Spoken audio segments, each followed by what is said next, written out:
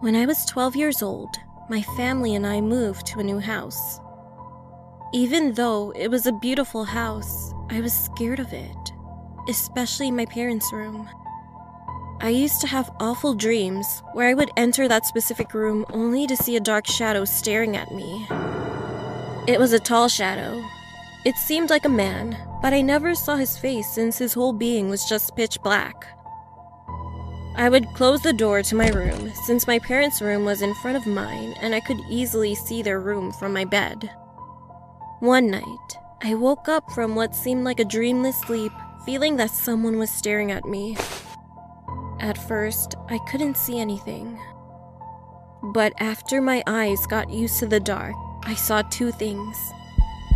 First, my door was open, which wasn't normal since I always closed it at night. And second, there was the shadow I often saw in my nightmares. This time, it wasn't in my parents' room. It was in front of my room, just staring at me. I was so scared.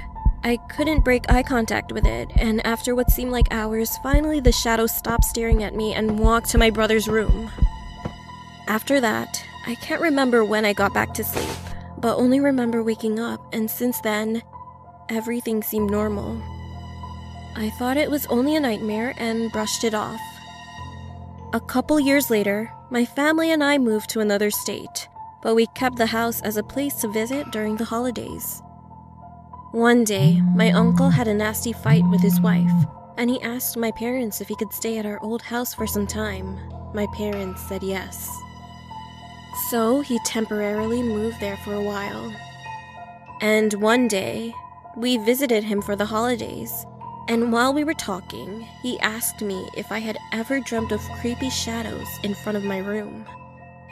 My parents laughed since they knew nothing of what I had seen. I stayed quiet.